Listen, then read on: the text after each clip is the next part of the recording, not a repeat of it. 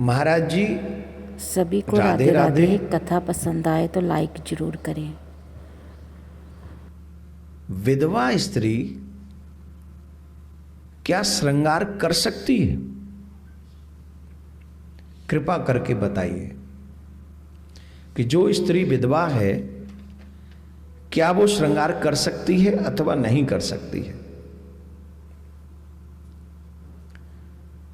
यह प्रश्न बहुत बहुत महत्वपूर्ण है आधुनिक युग में, और इसका उत्तर देना एक थोड़ा सा कष्ट वाली बात है। कष्ट तो नहीं है, शास्त्र जो कहेंगे वही हम बोलेंगे, दीजिए जरा। लेकिन अगर नहीं बताएंगे तो गड़बड़ हो जाएगा, बताना बहुत जरूरी है। इसका वर्णन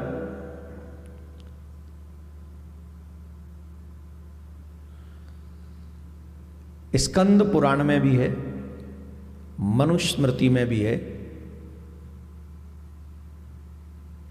महाभारत में भी इसको प्रारंभ में कहा गया है। 2-3 जगह पे पुराणों का प्रमाण इसमें मिलता है। विधवा स्त्री मतलब जिसका पति चला गया हो, वो श्रृंगार करे या ना करे,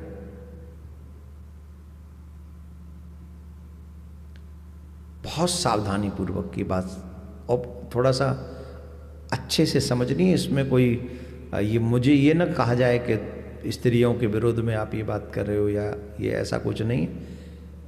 मेरे घर में माँ है, मेरी पत्नी है, मेरी बेटियां हैं और तमाम हमारी शिष्यां हैं जो सब स्त्रियां हैं। आपने प्रश्न किया है इसलिए गलत उत्तर मैं यहां से नहीं दे सकता, पौराणिक उत्तर ही मुझे देना होगा। विधवा स्त्री को ज्यादा चमक दमक वाले वस्त्र नहीं पहनने चाहिए। विधवा स्त्री को बिछुए नहीं पहनने चाहिए।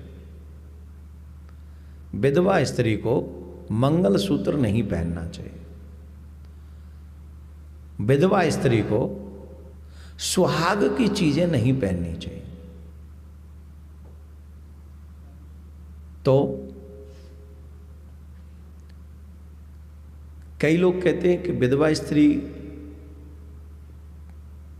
कई बार बोलने में भी हिचक होती है हम जैसों को, तो खैर कहीं कोई इसको बुरे विषय में न ले ले, परंतु हां, शरीर को स्वच्छ रखने के लिए ये जो छोटी मोटी वो नहीं, तो पहले तो कुछ अलग मुल्तानी मिट्टी वगैरह से इन सबसे पहले लोग वो उसका प्रयोग कर सकते हैं। घर में वस्त्र इत्यादि भी धारण कर सकते हैं अच्छे मीस, लेकिन वो जो ज्यादा चमक धमक वाले, ज्यादा वो सेंट वेंट नहीं छिड़कना चाहिए। अर्थात शरीर को स्वच्छ बनाए रखने के लिए जो जरूरत की चीजें हैं उनका प्रयोग वो कर सकते हैं। इसमें एक और चीज की बात मनाही की गई है, बाहरी लोगों से ज्यादा वार्तालाप नहीं करना चाहिए। इसलिए नहीं कि प्रतिबंध है, इसलिए कि उस कंडीशन में हमारा व्रत जो है शेष जीवन का, आप सही रास्ते पे जा रहे हैं। हमारे ब्रज में बहुत कहावत है तो वो बड़े भंड तरीके की, मतलब एकदम बोल्ड तरीके, वो कहावत में बोल नहीं सकता यहां से। उसका अगर सही माने में मैं शब्द चुन के इसका आपको वो दूं आंसर, तो ये होगा कि हर विधवा स्त्री चाहती है कि इसका विधवत्व अच्छे ढंग से व्यतीत हो, पर दुष्ट जो समाज में दुष्ट प्रवृत्ति के लोग हैं वो उसे चैन से जीवन जीने नहीं देते। तो उन दुष्ट लोगों से बचने के लिए बात बताई गई कि भाई आप उन दुष्ट प्रवृत्ति के लोगों से आपका संवाद ज्यादा नहीं होना चाहिए। हालांकि हम पहले वाले उपाय में बता चुके हैं कि अगर विधवा स्त्री यंग एज में ऐसा कुछ हो गया है तो आप शादी कर सकते हैं, लेकिन बाकी की चीजों को आप माथे पे तिलक लगा सकते हैं, उसमें लिखा है बाकायदा, पुराणों में प्रमाण है। आप तिलक लगा सकते हैं, आप तुलसी धारण कर सकते हैं, आप शरीर में स्वच्छता बनाने के लिए वो जो आजकल तो, पहले तो मुल्तानी मिट्टी वगैरह सब यूज करते थे, लेकिन बालों को भी स्वच्छ रख सकते हैं आप। क्रीम ब्रीम जो आजकल आती है उसमें क्रीम नहीं लिखा हुआ है, और कहीं कहो तो वो पुराणों में क्रीम कहाँ से आ गई, उसमें नहीं लिखा होगा। लेकिन अभी के शब्दों में अगर मुझे बोलना होगा तो शरीर में जैसे खुश्की हो जाती है ना, उसे मिटाने के लिए आप क्रीम वगैरह लगा सकते हैं, लेकिन आप लाली नहीं लगा सकते, आप काजल नहीं लगा सकते, आप मांग नहीं भर सकते, क्योंकि मांग तो सुहाग का चिन्ह है ना, चूड़ियाँ जो सुहाग का चिन्ह है।